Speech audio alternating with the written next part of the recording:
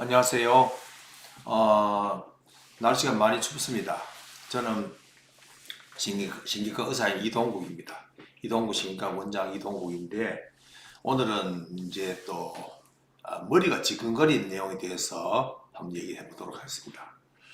남녀노소 빈부 귀천을 불문하고 머리가 안 아픈 사람은 없어요. 머리가 세상에 머리가 안 아프고 사는 사람은 없으니까 오늘은 머리가 지끈지끈, 머리가 뭐 개운치 않다, 맑지 않다 이런 내용에 대해서 중간중간 질문을 하시면은 제가 강의를 하다가도 질문에 대해서 말씀드리겠습니다. 사실 요즘 세상같이 머리가 지끈거리는 세상이 복잡하지요. 날씨도 추운데 또 얼마나 세상도 어수선하고 또 참 설도 앞에 두고 있는데 마음이 정말 무거운 그런 상황이죠. 가만히 있어도 머리가 지끈지끈합니다. 그래서 오늘은 머리가 지끈거리는 내용이 어떤 것이 있는지, 과연 이럴 때 조치는 어떻게 해야 되는지 이런 것에 대해서 한 50분 정도 말씀드리겠습니다. 머리가 지끈거리는 건 요즘 보면은 제일 흔한 것이 날씨지요. 날씨가 추우니까 신경이 긴장되고 자연 면역력이 떨어지고 지끈거리겠죠. 한쪽이 지끈거릴 수도 있고 양쪽이 지끈거릴 수도 있습니다. 머리가 한쪽이 아니면 양쪽이 그런 사람이 처한 상황이 다 다르니까 아마 지금 나라가 어수선하니까 그것 때문에 고민하는 노인들도 머리 아파서 아침에도 제가 만났는데 머리가 너무 아프다고 얘기하는데 머리가 지끈지끈 골치가 아프다 얘기를 합니다. 그런데 단순히 골치만 아프면 되는데 이것이 혹시 다른 문제와 연관되어서 나오면 그 문제가 심각해지겠죠. 그러면 저희 같은 신경과 전문의의 도움을 받아야 됩니다. 그래서 날씨가 너무 춥다, 너무 덥다 이럴 때도 머리가 아프겠죠. 그리고 보통 사람이 이제 특히 연세가 드신 분들은 적응을 잘 못하니까 환경 변화에 대해서 오늘 또 오전에 왔는 환자분 중에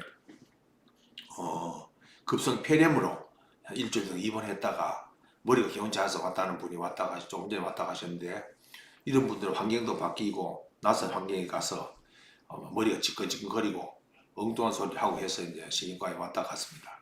그런 분들은 이제 날씨, 환경, 너무 덥다, 너무 춥다, 자연의 인간이 적응을 못해서 머리가 아플 수 있겠죠. 지끈지끈 아픕니다. 또 두 번째는 요즘 머리 아픈 이유 중에 제일 흔한 것이 독감이죠.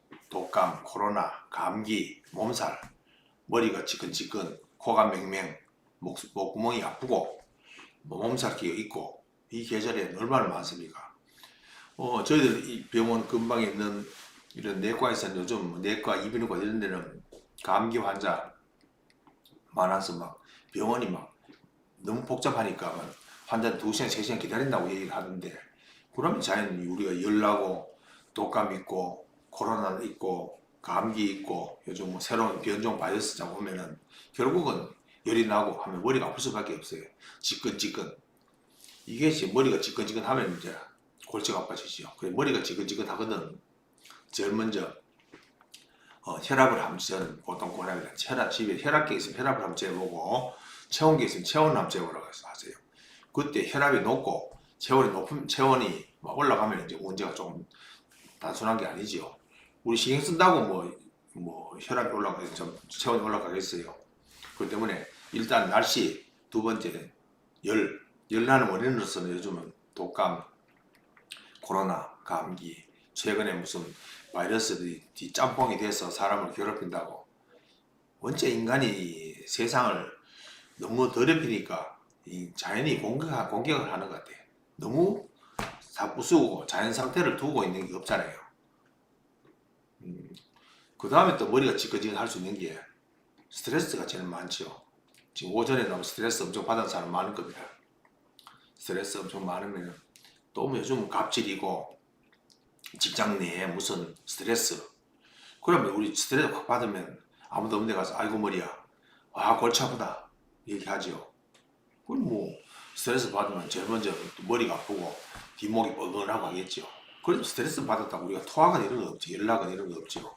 그래서 요즘 와서는 사람들이 다 자기 권리를 확실히 찾기 위해서 누구도 손해를 보려고 안 합니다. 상사는 상사대로 손해를 보려고 안 하고 밑에 사람은 밑에 사람대로 손해를 안 보라고 하니까 서로 부충돌하는 거예요. 서로 양보와 배려와 협조가 없어요. 누구도 다 자기가 제일 잘났습니다. 그러니까 서로 그런 갑끼리 부딪히면 그 스트레스 충돌할 수밖에 돼 있어요. 그럼 스트레스 받죠. 그럼 아이고 머리야, 아 골치 아프다, 지끈지끈하다, 뭐 이런 게 요즘 무슨 드라마고 무슨 뭐 매스컴이고 뭐든지 간에 누구나 자기 권리를 당연히 주장하라. 뭐 무슨 병원에 왔다 가고 나서 바로 뭐 자기 인터넷에 올려버리고 식당에 가서도 바로 올리고 자기 마음에 안 들면은 뭐 망하게 해주겠다. 이런 비일비재하죠. 자기 마음에 안 들면은. 근데 그게 얼마나 주관적이겠어요. 주관적으로. 내 마음은 내만 알지 남이 어떻게 알아요. 똑같은 말을 들어도 기분 나쁜 사람이 있고 어떤 사람은 아이고 명쾌하게 말해서 좋다가 사람이 있으니까 이 사람 상대한 직업은 참 힘듭니다. 저도 한 40년 된 의사 생활을 하면서 사람을 진료할수록 힘들어요. 똑같은 얘기를 해도 이 사람한테 하는 게 다르고 저 사람한테 다르고 그럴 수밖에 없는 게 받아들이는 입장이 다 달라요. 그 때문에 참 특히 영업직 아니면 무슨 민원실에 근무한 사람들, 최근에 민원실에 근무한 사람한테 칼을 들고 가서 무슨 어떻게 협박을 했다는 등 그게 얼마나 문제가 많겠어요. 그런 거 있으면은 스트레스 확 있으면은 머리가 지끈지끈, 골치가 아프고 팅하고 와 죽고 싶다, 아이고 머리야, 천지죠. 그 다음에 또 요즘은 국민병이 혈압이 높아도 머리가 아플 것이고 낮아도 머리가 아플 것이고, 그 때문에 저는 환자들이 오면은 집에 무슨 뭐 바디 브랜드 몇백만 원 그런 암체어 드릴 거냐 아니라 혈압계 사놓으세요. 사놓으면 20년 30년 씁니다. 그럼 혈압이 있으면은 뭐 한 번씩 재보고 혈압이 높아도 문제고 낮아도 문제겠죠. 높은 건 높은 대로 걱정이고 낮은 건 어떤 사람은 혈압약을 이 병원 저 병에 막 먹고 있다가 혈압이 떨어져서 머리가 아픈 사람이 있습니다. 혈압이 높으면 혈관이 확장이 돼서 머리가 아플 것이고 혈압이 낮으면 피가 덜 돌아서 혈액순환이 덜 되는 게 머리가 아플 거예요. 신경은 아주 예민해요. 이 신경과 혈관은 같이 가는 건데 혈관이 시원찮으면 신경이 문제가 생기고 신경이 시원찮으면 혈관에 문제 생기고 하니까 혈압이 높아도 걱정, 낮아도 걱정. 특히 요즘 이런 스트레스 많은 사회에 살면 혈압계는 집에 하나 보관해. 전 두 가지를 권합니다. 혈압계 하나, 체온계 하나. 이 정도는 두 가지는 집에.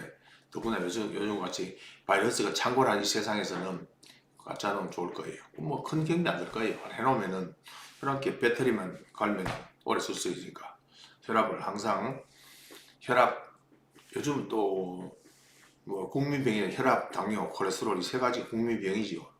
잘 먹고 잘 살기 때문에 오는 거예요. 북한 주민들은 해보면 어떨지 모르겠어요. 아직 그쪽은 우리가 모르니까. 누가 질문이 하나 들었습니다. 카페인을 먹으면 두통이 발생한다. 카페인이 몸에서 처리를 못하는 것인지 두통.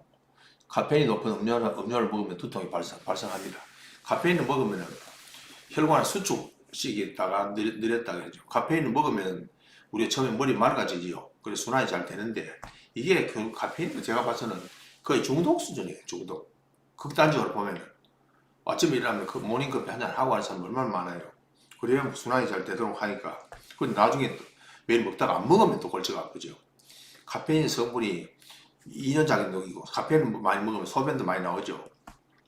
혈액순환도 잘 시켜주지요. 혈관에 수축 잘 시켜주죠. 그러니까 카페인을 먹으면 말이 맑아지는데 이것을 그렇다 카페인을 뭐 예를 들어 먹다가 안 먹으면 또 금단 증상이 생기죠. 뭔가 허전하고 몸이 컨디션을 안 되는 것 같아요. 카페인 성분이 2년 작용시 소변을 빼주고 순환을 잘 시켜주고 그 때문에 약도 있습니다. 카페인 들은 옛날에 편두통에 쓰는 약이 카페로버트라고 해서 그거는 확장된 혈관 좁혀주는 역할을 하기 때문에 요즘은 그 약이 나오지도 않습니다. 저희들이 뭐 옛날에 썼는데 카페로버트라고 그 편두통 환자 쓰는 약인데 그건 카페인을 편두통 환자 약으로 썼어요. 지금은 아마 그런 성분이 요즘 많이 쓰는 이런 두통약 안에 성분이 조금 더 포함된 약도 있어요. 그런 약을 먹으면 머리가 맑아진다. 그리고 확장된 혈관을 좀 수축 좀 시켜준다. 그러면 카페인이 뭐 성분이 좋은 걸 뽑아서 쓰는 그 약이겠죠. 그래서 실제로 저는 처방을 오랫동안 했는데 요즘 무슨 일인지 약값이 너무 싸서 그런지 안 만들어요. 요즘 가성비가 없으면은 뭐 국민 건강을 떠나고 이때 회사에서 타산성이 안 맞으면 약을 생산 중단해버리니까 참 그런데 옛날에 카페르고트라는 약 많이 썼어요. 그 약을 보면 카페르고트니 커피 성분이 들어있다고 카페르고트라고 했대요. 에르고타민 성분하고 카페르고트 섞여서 그런 약 썼는데 그것이 편두통이 결국은 혈관이 확장되는 거예요. 혈관이 쭉 좁다가 확 넓어지면 머리가 아프기 때문에 그걸 좀 줄여주는 그런 성분을 하는 그런 것이에요. 그래서 썼는데 카페인이 결국 좋은 성분을 뽑았으면 약이죠. 약이 되죠. 그런데 그것도 우리가 마시는데 커피를 하루에 한두 잔 정도는 괜찮은데 너무 과하게 마시면 결국은 커피에 우리 몸이 익숙해지는 거죠. 그걸 카페인을 안 먹게 되면 머리가 팅하고 손이 떨린다든지 뭐 여러 가지 불편한 점을 말씀하죠. 카페인에 그런 성분이 있습니다. 카페인의 성분을 쳐보세요. 그럼 다 나올 겁니다. 다음에 약으로 썼습니다. 갑상선 초음파 검사했는데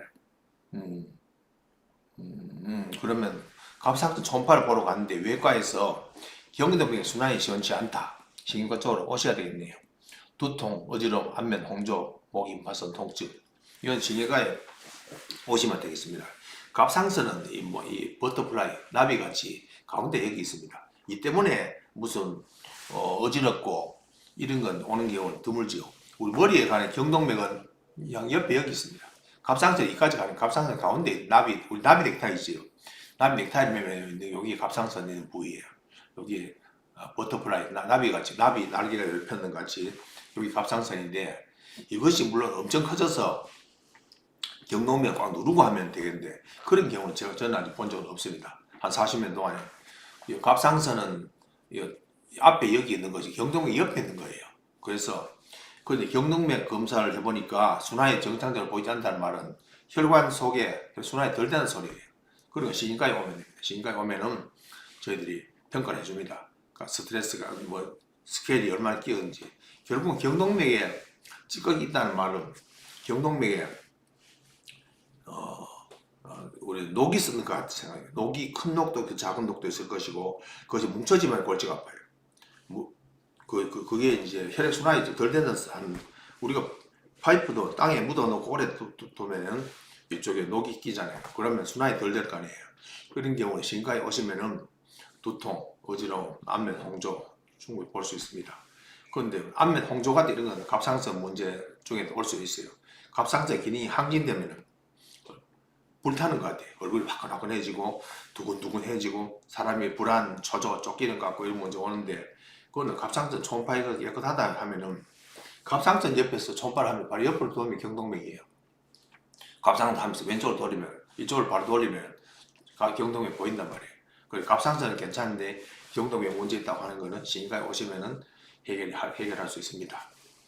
또 어떤 분이 관자놀이, 눈이 아픈 두통, 목디스크와 연관이 조금 거리는 있긴 있는데요. 보통 목디스크 때문에 머리가 아픈 경우는 보통 뒷머리가 아픈 경우가 많습니다. 목을 앞은 우리가 이제 이렇게 이누가 있고 목이 있는데 목디스크는 뒤쪽에 있어요. 있기 때문에 목디스크 때문에 오는 경우는 보통 뒷머리가 저리다. 당기 내리기를 하고 한쪽 눈이 아프고 관자놀이가 아프고 이거 하면 목디스크하고 거리가 좀 있어요. 신경이 달라요. 이건 이 서비가 목 쪽으로 가는 거하고 눈 쪽으로 하는 신경이 다르니까 요거는 한쪽만 있고 이러면 신경과에 오시면 됩니다. 오면은 이쪽에 3차 신경 쪽이나 안면 신경 쪽이나 이걸 보면 되니까 목 디스크하고 눈 아프고 관자놀이 아픈 거하고 좀 거리가 있다. 보통 목 디스크는 뒷머리가 당긴다, 뻗친다, 찌릿하다, 콕콕 찌른다, 바늘로 찌르는 것 같다 이런 얘기하는 사람들이 많습니다. 또 어떤 분은 자율신경 조절제는 어떤 역할을 하나요? 예. 이 자율신경이라는 것이 참 애매한 신경이에요. 눈에 보이지 않거든. 우리가 신경 무슨 운동신경, 감각신경 이런 거 눈에 잘 띄는데 자율신경은 몸속 깊숙하게 숨어있기 때문에 모르고 그건 엄마가 똑같아요. 엄마가 계시면은 가정이 잘 돌아가요. 엄마 안 계시면 가정이 엉망되는 것 같이 자율신경은 눈에 보이지 않지만 우리가 혈액순환시키고 소화시키고 눈동자를 키우고 줄이고 뭐 대소면을 보게 하고 전부 자율신경 조절하는 거예요. 자율신경은 우리 신체에서 저는 봐서 엄마가 역할을 하는 게 신경입니다. 그래서 엄마가 이제 안 계시면 집이 뭐 이렇게 안 돌아가겠죠. 똑같은데 자율신경 조절되는 이 자율신경 기능은 두 가지가 있어요. 하나는 교감신경, 하나 부교감신경. 교감신경은 신경을 파이팅, 싸우려고 하는 그 신경이고, 부교감신경은 자는 신경이에요. 이게 교감신경과 부교감신경 균형이 맞아야 돼요. 너무 파이팅한 사람은 혈압 높고 나중에 일찍 갈 것이고, 너무 릴렉스한 사람은 이것도 안 되죠. 이게 결국 균형이 맞아야 돼요. 이걸 의학적으로는 향상성, 항상 메인테인 한다. 이 뜻을 하는데, 이 기능을 보조해 주는 게 자율신경 조절돼요.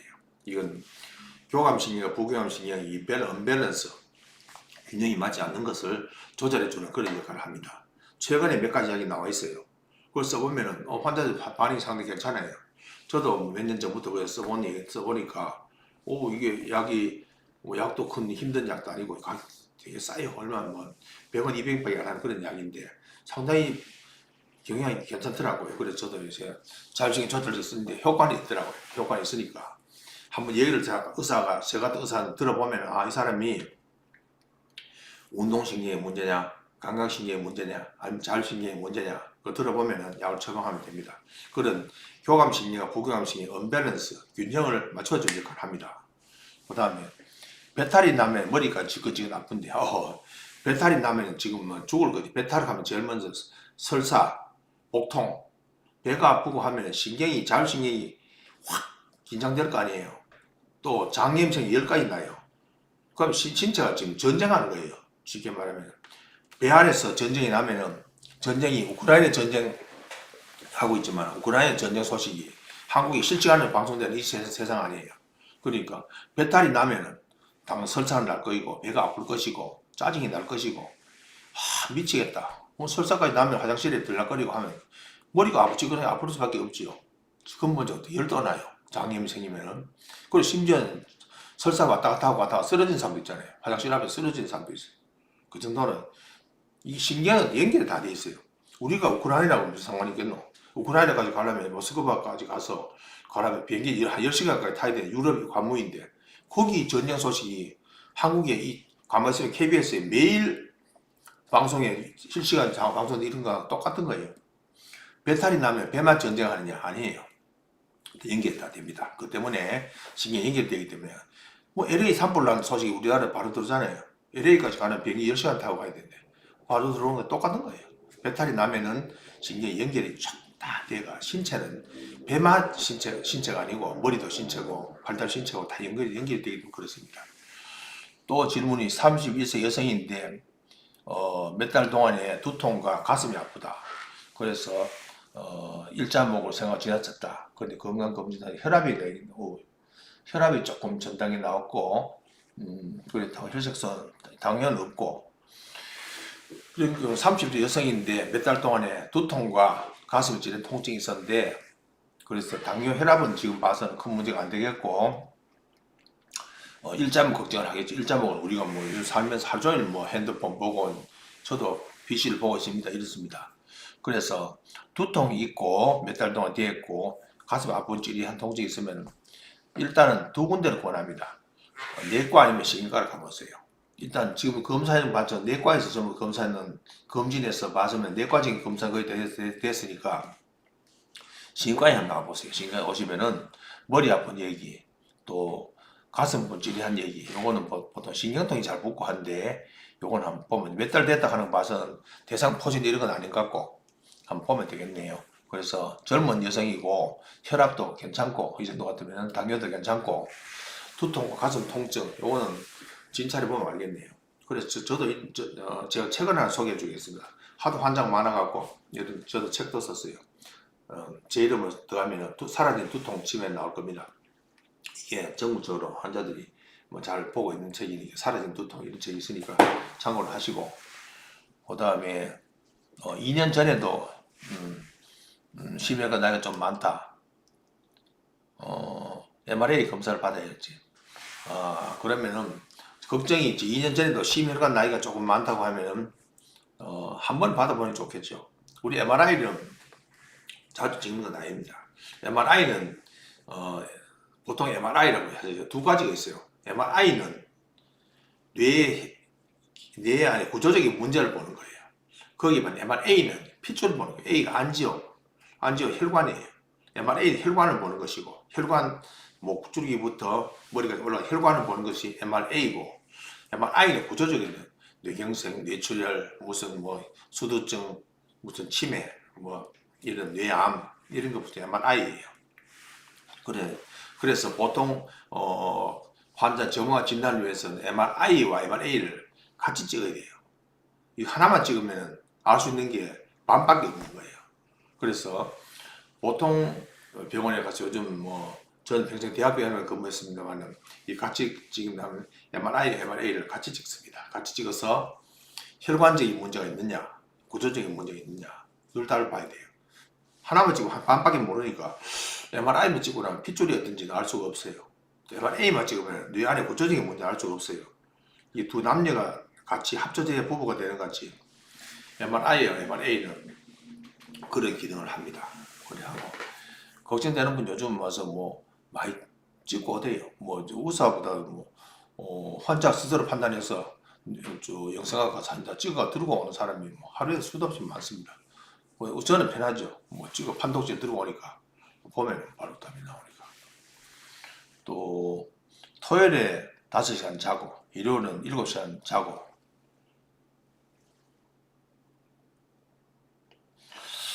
이런 경우는 직업이 뭔지는 모르겠는데 자는 시간 토요일은 적게 자고 일요일은 또 아침 일찍 일어나고 잠 시간이 좀 불규칙하네요.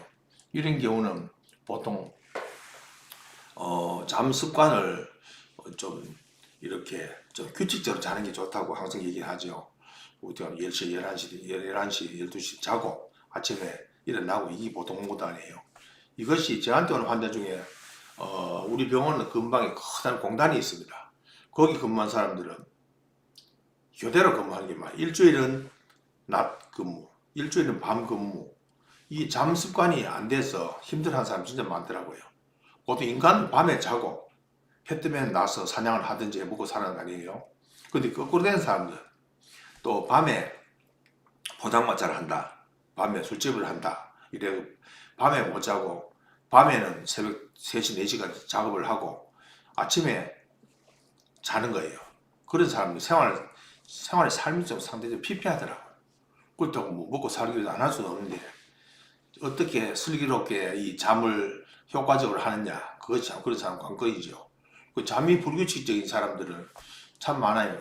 또 어떤 분들은 야간 영업하는, 야간 택시를 하면 밤새도록 하고 낮엔 자고 이런 사람도 삶이 상당히 피폐하더라고요. 자기 말로는 돈을 더 벌 수 있다고 하는데 밤에 특히 의사들 가운데는 응급의학 의사들 밤에 밤새도록 작업하고 낮엔 자고 이 생활 리듬이 깨진 사람도 힘들어하는 사람 많아요. 그래서 잠을 되도록이면 좀 비슷한 시간에 자는 게 좋을 거예요. 우리가 일괄 자기 조절할 수 있다면은 밤 11시든 자고 아침에 7시, 6시, 7시 일어나는 이런 잠 습관을 비슷하게 만드는 게 좋죠. 이 잠이 안 되면은 진짜 인간이 힘들어요. 저는 항상 환자 나오면 3가지를 물어봅니다. 3쾌라고 3쾌. 대소변 잘 먹냐? 식사 잘 하느냐? 잘 먹고, 잘 자고, 잘 싸고 이러면 쾌면, 쾌변, 쾌식 잘 먹고 그럼 일단 되면 기본은 돌아가는 거예요. 잘 먹느냐? 잘 자느냐? 대소변 잘 보느냐? 이 인간으로 가진 가장 기초적인 3가지 기능이에요. 가장 소중한 기능. 이 중에 하나라도 잘 못 먹고 잘 못 자고 대소변 잘 못 보고 이런 문제 생기기 심각한 겁니다. 그래서 3쾌라고 하죠. 쾌면, 쾌변, 쾌식 이 3가지가 잘 되면 일단은 기본을 하는 거예요. 그러면 대부분 나머지는 좀 잔잔한 문제겠죠. 근데 잘 못 자고 잘 못 먹고 잘 못 싸고 이건 문제가 심각한 거 아니에요. 그래서 이런 분들은 제가 봐서는 토요일 뭐 주말에 하고 잠 습관이 왔다 갔다 하는 것 같은데 되도록이면 잠을 좀 비슷한 시간에 드리는 슬립 패턴을 유지하는 것이 안 좋겠느냐 그리고 원하고 싶고 신경외과에서 자율신경 조절 검사를 하고 약을 먹고 있는데 이것이 혈관 영향을 미치느냐가 우울한 사람 정신과에서 처방한 걸로 알고 있어요. 약을 먹고 약을 끊으면 보통 자율신경 약을 제가 써보니까 이건 그 부작용이 별로 없는 약 같아요. 약을 보통 3알 쓰는데 하루 3알 쓰는데 연세가 있고 많은 사람은 2알 쓰고 그 정도 하는데 제가 이때까지 뭐 수천 명을 처방해 봐서 별 부작용은 없는 것 같아요. 부작용이 별로 없는 약이에요. 그냥 안전한 약이죠. 안전한 약이고 혈관 영향을 미치겠죠. 자율신경이 혈관을 조절하는 거예요. 우리가 교감신경 같으면 혈관을 파이팅하기 위해서 눈을 부릅 뜨고 눈동자가 커지고 가슴이 두근거리고 이 혈액순환이 팍 빨라지는 거 아니에요. 부교감신경은 반대예요. 잘 때는 릴렉스하는 거예요. 이걸 이 균형을 맞춰준 약이 혈관 영향이 되죠. 그렇지만은 이 자율신경 조절 검사를 하고 약 쓰는다 하는 이 약은 대부분 하나를 정도 먹는 걸 봐서는 별로 위험한 그런 약은 아닙니다. 제 경험상에서는 먹다가 좋아지면 약 끊으면 되죠. 그 대신에 약이라는 것은 일단 신중히 쓰고 끊을 때도 자기 마음대로 뭐 임의로 조절할 거면 병원에 올 필요 없죠. 자기 의사하고 자기가 판사하지 뭐 대부분 재법원에 가고 병원에 와 있어요. 그런 약은 저는 대도 신중히 쓰다가 끊을 때는 천천히 끊습니다. 좀 조절해 가면 3알 쓰면 2알, 한 알 쓰다가 서서히 적응해 가도록 하고 합니다. 그런데 뭐 이 약이 자체가 특별히 부작용이 많거나 힘든 그런 약은 제가 제 경험상은 아닌 것 같아요. 그래서 경험이 나아지시 증상이 좋아지면 약 뭐 끊는 건 문제가 없겠죠. 그 대신에 현재 약을 처방하고 있는 병원과 의사 선생님하고 상의해서 그렇게 증상을 얘기하고 하면은 뭐 좋아지면 약 쓸 필요가 뭐가 있겠어요? 그렇게 생각합니다. 40대 여성인데 2주 동안 두통이 심해진다. 한쪽 두통, 빛과 소리에 민감해서 이거는 지금 봐서는 40대 여성이고 2주 동안 두통이 심해지고 있다. 머리가 빛과 소리에 민감하고 이런 경우는 이게 보통 이제 대부분 흔한 이런 두통이 물론 토한다든지 이런 증상이 있는 사람도 있고 없는 사람도 있는데 편두통이 많아요. 편두통이 한쪽 말고 옛날에 생각했는데 지금은 편두통 상당히 많은 수가 양쪽 다 오는 사람이 많아요. 특히 편두통 환자들은 시끄러운데 번쩍이는 불빛 이런 걸 정말 싫어해요. 뇌가 예민한 상태이기 때문에 뇌를 자극하는 거죠. 번쩍이는 이런 팍팍 이렇게 하면. 그래서 어떤 분들은 야간 운전을 안 하라고 해요. 번쩍이는 불빛이 싫어서. 편두통 환자들은 밤에 운전 안 하라고 합니다. 이 사이드 헤드라이트 불빛이 싫어서 그런 분들을 제가 많이 봤어요. 이런 경우는 상당히 뇌가 예민한 그런 부분이에요. 넘버 원은 편두통, 두 번째 긴장형 두통. 그건 뭐 신경과에 오시면은 뭐 쉽게 진단할 수 있고 사실 이런 경우 많습니다. 머리가 아파서 뭐 MRI 찍었다. 깨끗하다. 그럼 왜 머리가 아플까? 이런 사람이 저한테 너무 많이 오는 거예요. MRI 찍었다 하는 것은 핏줄은 괜찮다. 암은 없다. 뇌경색이 뇌출혈이 없단 말이지. 구조적인 문제는 괜찮단 말이죠. 우리가 뭐 구조적인 문제는 괜찮으면 대한민국은 뭐 이런 데를 색이 있어요. 구조적인 문제가 있으니까 제가 알지. 그래서 이런 경우는 이거는 두통 환자 진단은 제일 중요한 의사가 환자의 병력을 열심히 들어주는 거예요. 오늘 또 뭐 어제처럼 뭐 울산에서 왔는 환자가 대한민국 최고의 병원에 갔는데 1박 2일로 심사 들어 올라가서 의사를 5분 만나고 왔다고. 하고 싶은 얘기도 한번 따리는데 한마디도 못하고 말만 듣다가 약만 석 달 받아왔다고. 그래서 병원에 가서 막 환자 너무 많아갖고 질문도 못하고 왔다고 안타까워 하더라고요. 그래 가지고는 두통 환자 진단하기 어렵습니다. 제가 이 두통을 책을 쓰면서 수십 년 동안 환자를 보면서 보니까 두통 환자는 천천히 시간을 내서 두통 환자 기본적으로 물어야 될 게 16가지. 언제 생기 시작했고 어떻게 됐고 다른 증상이 있나 동반되는 약을 먹는 게 있느냐, 무슨 열이 나느냐, 혈압은 어떠냐 물어볼게요. 그만큼 많아요. 그거 하려면 최소한 두통 한 2, 30분은 얘기 물어봐야 됩니다. 시간이 많이 걸려요. 그런데 대부분 대학병원에서 그 정도 해줄까요? 환자 밖에 100명 기다리는데 한 사람 붙들고 30분 보면은 오전에 한 10명 보고 오후 10명 보고 의사 보고 나가라고 할 거예요. 그러니까 빨리빨리 볼 수밖에 없는데 개인 의원은 그보다는 조금 여건이 나았습니다. 환자 얘기 들어줄 여유가 되니까. 저도 평균 대학병원에 근무했습니다. 석 달 전에 이야기해놓고 와서 환자 안녕하세요 별일 없지요? 3개월 약 먹고 오세요. 끝이라. 그런 사람이 많으니까. 두통은 진료는 좀 지겹도록 의사가 물을 겁니다. 왜 왔느냐, 언제부터 아프냐, 동반된 증상이 있느냐, 가족력이 있나, 약 먹는 약은 있느냐, 혹시 뭐 외상, 머리 다친 적은 있느냐, 어쩌고 저쩌고 물으면 한참 물어야 됩니다. 그런데 그걸 보통 대학병원에 하기 좀 어렵죠. 한꺼번에 짧은 시간에 3분 내에 어떻게 그거 다 묻겠어요? 그 두통은 좀 여유가 좀 있는 그런 병원에 가는 게 나을 겁니다. 지금 말씀하시는 거 봐서는 편두통, 뇌가 상당히 예민한 그런 증상 같고 그거다 긴장형 두통, 보통 같이 섞여 있는 경우가 많습니다. 그런 신경과에 가시면 됩니다. 두통이 있어가 어떤 뭐 진통제를 자주 먹는데 두통이 안 잡히고 약을 먹어도 심해진다. 있지요. 약물 때문에 두통이 올 수 있어요. 병이 약을 부르고 약이 병을 부르고 이런 경우도 있어요. 그 때문에 신경과에 오면 제일 먼저 저 같은 경우는 먹고 약을 다 파악합니다. 오늘도 오전에 왔다 간 환자 중 약을 5군데 병원에 먹고 있더라고요. 약이 한 병원에서 몇 가지 있다니까 5군데 약을 먹고 있으니까 약이 한 주먹이에요. 83세 노인이. 이런 경우는 약을 다 파악해서 서로 사맞지 않는 약을 다 조절해야 돼요. 그거 없이 그냥 무조건 뭐 약 먹고 보세요 이렇게 되면 안 됩니다. 안 되니까 두통이 진통제를 먹는데도 두통이 안 잡힌다. 그럼 일단 진통제 적당하지 않았단 말이겠죠. 안 그러면 용량이 적었다든지 또 약물 때문에 두통이 올 수 있습니다. 약끼리 상호작용이 있는 거예요. 시너제틱 하는 서로 영향을 줄 수 있으니까 저는 오면 환자들 처방전 다 들고 와서 5군데 병원으로 다 약을 파악해서 그 다음에 정리하고 중복된 약을 빼고 이렇게 두통을 해야 되고 두통약 한 가지 있는 게 수백 가지 두통약도 예를 들어 편두통 있는 환자한테 일반적 두통약을 안 들어요. 예를 들어 편두통이 있다고 하면은 편두통에는 편두통에만 듣는 약이 있고 일반 두통에 듣는 약이 있고 되게 달라요.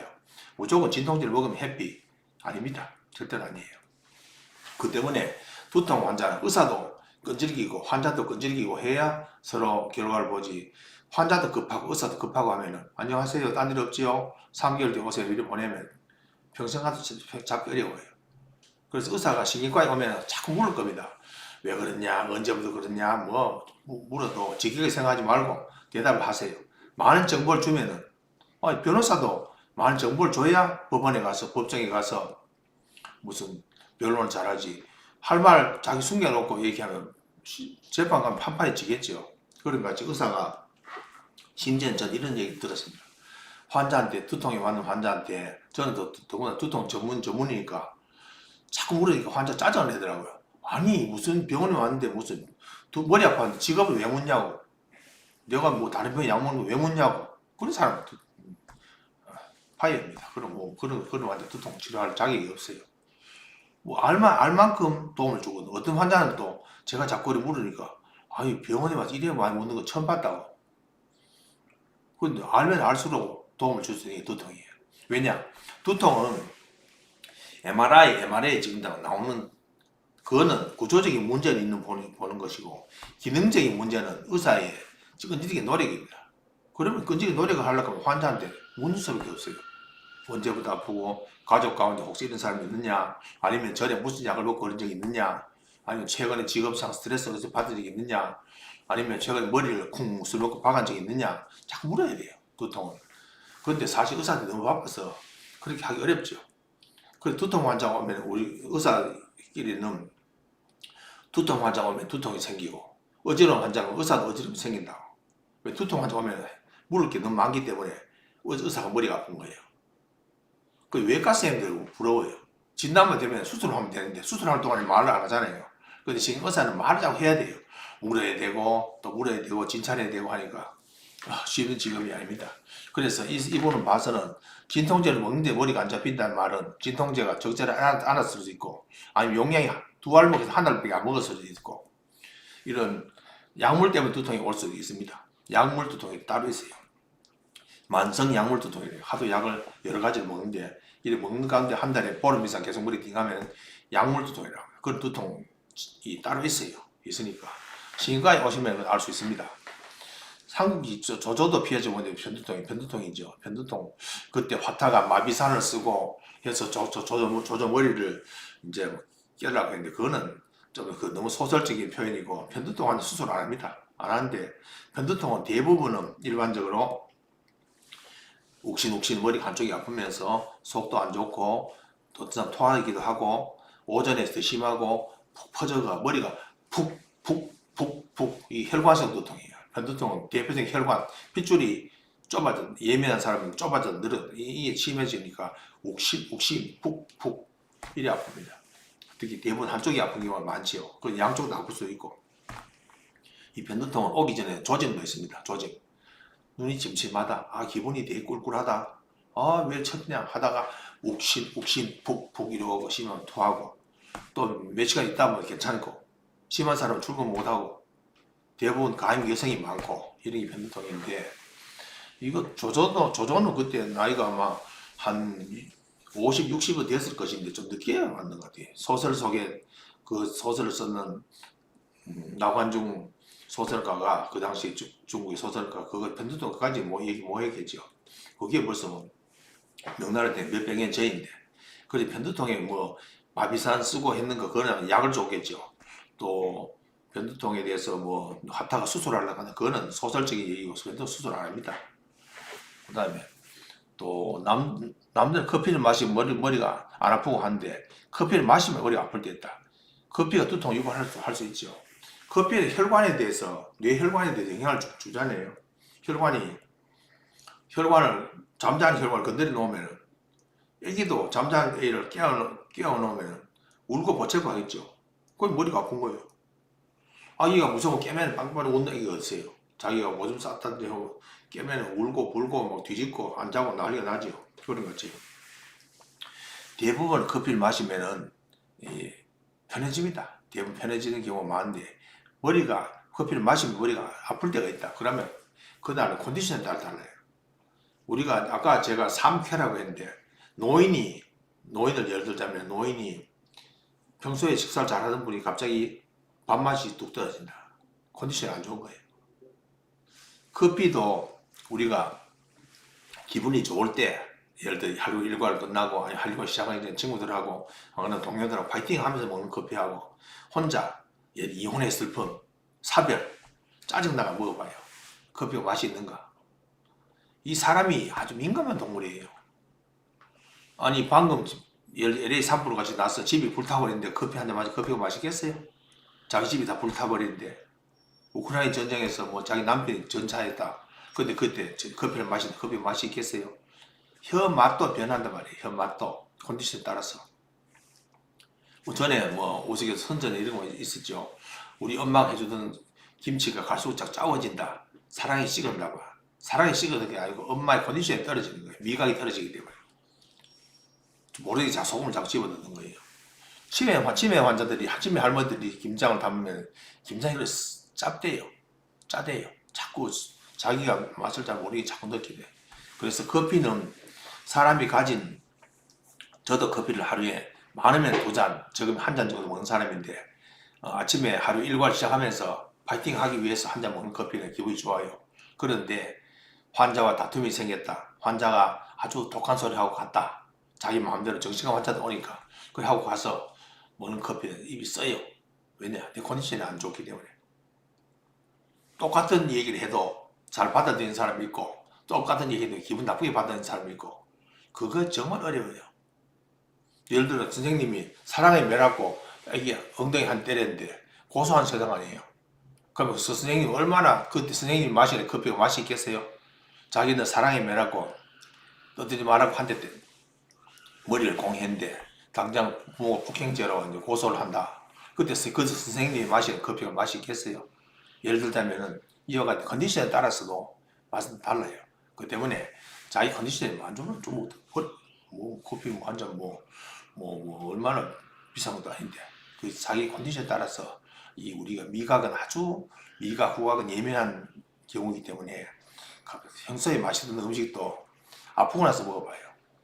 남편하고 싸우고 나서 한바탕 하고 나서 저 혼자 앉아서 커피를 마시던 커피 마시겠어요? 예를 들면 그런 생각이 듭니다. 그래서 주말만 되면 머리 아프다. 주말만 되면 머리가 아플 수 있죠. 이거는 평소에는 우리가 이제 긴장을 하죠. 항상 확 긴장돼 있다가 느슨해지면 스물스물 나쁜 놈이 솟아오는 거예요.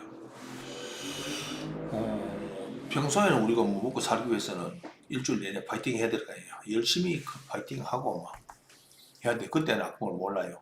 그래서 쭉 쉬다 보면 다리가 언제 이래 부었지?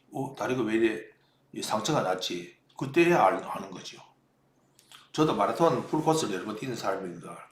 마라톤 풀코스 뛸 때를 몰라요. 결승전까지 42점 1고를 열심히 뛴단 말이에요. 죽을 뛰어 결승전 통과하고 나서 보면은 여기도 상처가 있고 발도 아프고 발도도 빠진 경우도 있고 그 뛰고 나서야 알지. 똑같은 거예요.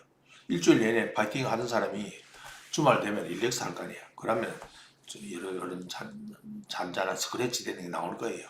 그게 주말 되면은 충분히 나올 수 있죠. 열심히 지금 상사 눈치를 보고 열심히 일하고 있는데 무슨 아플 여가 어디 있어요 지금. 원래 저 진료할 때는 전혀 모르고 열심히 진료하지만 저녁에 퇴근해 집에 가면은 뒷머리가 뻐근하고 그렇죠. 그건 충분히 올 수 있습니다.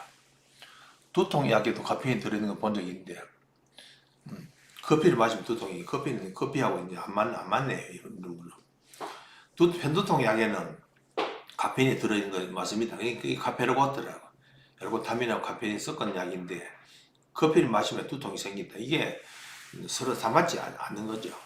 이 사람만 다 똑같으면 약 전 세계 하나만 있으면 되죠. 이 약 먹고 다 되고 할 건데 사람만 다 달라요. 이게 참 변수예요. 변수. 이게 남녀노소, 빈부, 귀천 뭐 전부 다 달라요. 경우의 수가 너무 많아요. 전 세계 인구 70억이라고 해요. 70억 인구가 똑같은 사람 쌍둥이도 달라요. 쌍둥이도 약에 대해 반응이 다르더라고. 쌍둥이는 거의 99.9% 같은 거 아니에요. 그 때문에 커피가 약으로 쓰는데 편두통에는 약으로 쓰는데 일반적인 두통에는 보통 커피를 들은 그런 약을 안 씁니다. 그 편두통에만 쓰는 약인데 옛날에 많이 썼는 카페르고트 이런 건데 커피를 마시면 두통이 생기면 혈관이 왔다 갔다 하면 이 조율이 약한 신경이 예민한 그런 사람이에요. 그러면 그런 사람은 커피 몸에 맞지 않아요. 커피를 마시면 두통이 생기면 자기한테 맞는 음식이 있죠. 우리 요즘 아무리 시절이 이렇다 해도 궁합 보고 하는 게 전부 그런 어떤 사전에 조율 안에 거기 음식 사람도 궁합이 있고 의사 환자도 궁합이 있고 도저히 안 맞는 사람이 있어요. 서로 보면은 그런 사람 피하는 게 최고죠. 커피를 먹고 나서 머리가 아픈 사람 같으면 이 사람은 커피 말고 다른 걸 음료를 하는 게 나을 겁니다. 그것이 그만큼 뇌의 혈관, 신경이 사맞지 않은 게 혈관이 신경이 예민한 경우예요. 그러면 안 먹는 게 안 좋겠어요. 또 두통에 도움되는 운동이 있나? 운동은 많죠. 운동은 건강해야 될 거 아니에요. 요즘 저는 새벽에 인간이라 새벽에 출근합니다만 아침 새벽에 출근하다 보면 개 끌고 다니는 사람, 건 할머니, 아침마다 목욕탕 가는 할아버지 매일 다니니까 만납니다. 만나면 그런 사람 대부분 아주 기분이 좋아요. 아침에 와서 목욕 가는 할아버지는 80 넘었는데도 모자 쓰고 새벽에 목욕탕 가는 거예요. 시계요. 아침에도부터 개를 끌고 나온 사람이 개를 끌고 간 아파트 걷는 사람 그런 사람도 마음 편해 보여요. 그런 운동이 전부 멘탈 헬스를 위해서는 신체 우리 이런 말 있잖아요. 신체가 건강해야 나라가 건강해진다. 그런 운동 아니에요. 저는 주로 이제 권하기를 연세가 있는 분들을 상대로 많이 하는 걷기를 권합니다. 걸으세요. 아침 저녁 30분씩 걸으면 좋을 겁니다. 걸으세요. 걷다가 놀이터 같은 데 있으면은 쭉쭉이도 한번 해보고 어떤 경우는 맨발 걷기도 있으면 한번 해보고 좀 걸으려고 합니다.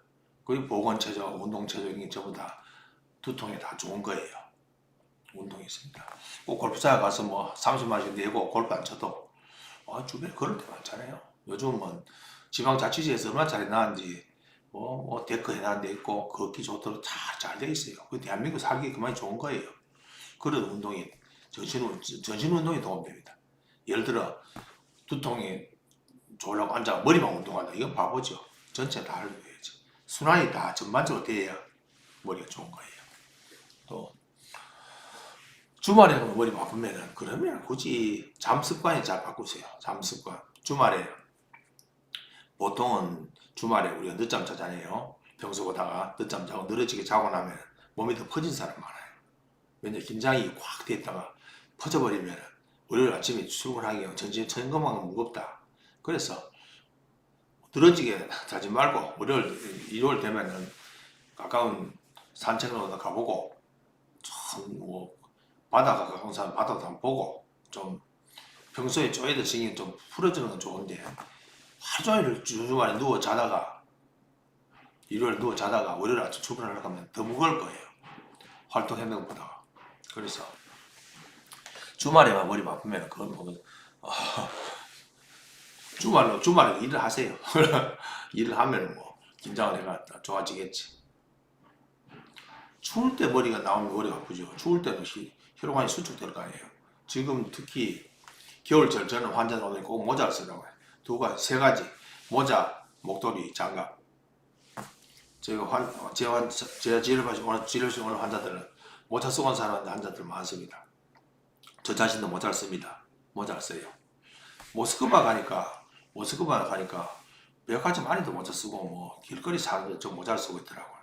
우리는 모스크바 추운 데는 아니지만 요즘 와서는 혈압 높은 사람도 많고 그래서 하니까 저는 연세 드신 분들 모자를 꼭 쓰시라고 합니다. 모자 쓰고 마우라를 머플러를 하든지 아니면은 목티 같은 걸 입든지 그 장갑을 꼭 끼시라고. 손발 저리는 사람이 원체 많으니까.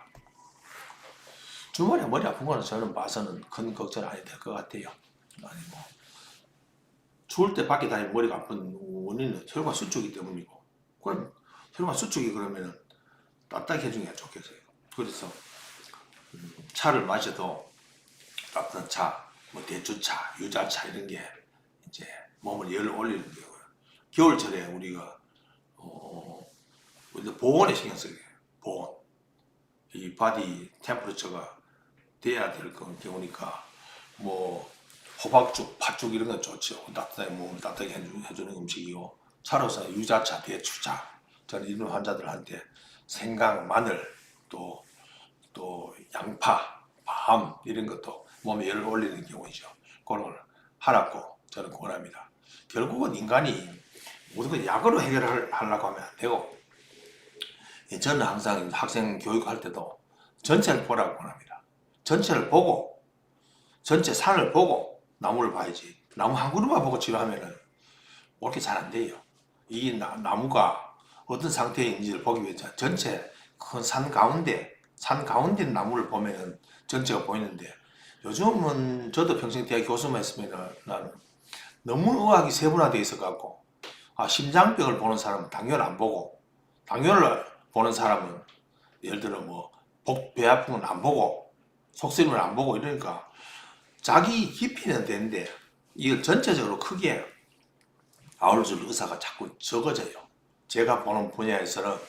그래서 너무 이 세분화되는 것도 참 폐단이 있는 것 같아요. 나는 심장만 본다. 당연히 안 봐요. 내과 가세요. 네, 배가 아파요. 그러면 소화기내과 가세요. 이러니까 참 좀 의사로서는 좀 미안하기도 하고 뭐 저는 좀 나이가 든 의사니까 그래 생각하는지 모르겠다만 젊은 의사들은 그게 좋겠죠. 자기 딱 그거만 봐주고 딴 건 안 봐주고 그러니까 스코프가 좁아지는 거예요. 이 필드가 넓게 보고 환자를 저는 항상 전체를 보기 때문에 환자의 머리부터 발까지 다 둘러보고 그 다음 진료를 합니다. 하나 뭐 배 아프다 배만 보는 것이 아니라 이 사람이 배가 아플 만한 원인이 딴 게 뭘까? 그러면 제 진료실 오면 팔다리 움직여보고 쭉쭉이도 해보고 걸어보고 앉아서 섰다 해보고 그 다음 진료를 합니다. 기본적으로 보고 합니다. 그래서 오늘은 얘기하다 보니 엉뚱한 얘기 많이 나왔는데요. 주로 머리가 지끈거린 얘기를 했고, 또 어떤 사람은 음식 중에도 머리 아픈 음식을 먹으면 있어요. 차이니즈 푸드 신드롬 이런 건 중국 음식 가운데 어떤 이런 MSG 그런 것 때문에 머리 아픈 경우도 있고, 또 뭐 우리 머리 지끈거리는 경우는 많죠. 긴장, 화병, 우울증, 불안, 또 이런 경우도 머리가 아프죠. 머리가 안 아픈 사람은 없다 생각하면 돼요. 한 사람은 아기부터 뭐 아기는 말을 못 하겠지만 아가야도 뭐 아가야부터 죽을 때까지 평생 머리를 따라다니는 경우. 그런데 문제는 머리가 여기 해결을 잘 할 수 있는 머리인지 아니면 혹시 다른 무서운 병이 붙어가 있는지 그게 제일 걱정이죠. 그 때문에 신경 의사들은 제일 먼저 제 같은 경우 같으면 전체를 환자를 들어오면 전체를 보고 그 다음에는 두통에 대해서 많이 묻습니다. 여러 가지 물어보고 나서는 당신의 이런 상황을 봐서는 이게 문제 같다. 그러면 뭐 사진 찍어서 영상 검사를 해보든지 무슨 혈류 검사를 해보든지 아니면 피 검사를 해보든지 해서 진단을 주는 경우예요. 그 때문에 제가 바라는 목표는 이겁니다. 사라진 두통. 이것이 제가 이제 신경의사로서 바라는 가장 중요한 거니까 사라진 두통을 위해서 그런 세상에 오도록 하기 위해서 저는 열심히 노력하겠습니다. 오늘 또 머리가 지끈거린다 대해서 같이 들어주시고 질문도 해주셔서 감사합니다. 날이 대단히 추우니까 제가 3종 세트라고 했죠. 뭐 모자, 머플러, 장갑 잘 끼시고 또 한 달 뒤에 세 번째 수요일 날 또 뵙도록 하겠습니다. 오늘 머리 지끈거린 내용은 이것을 끝을 내겠습니다. 지금까지 의사인 이동국입니다. 네, 감사합니다.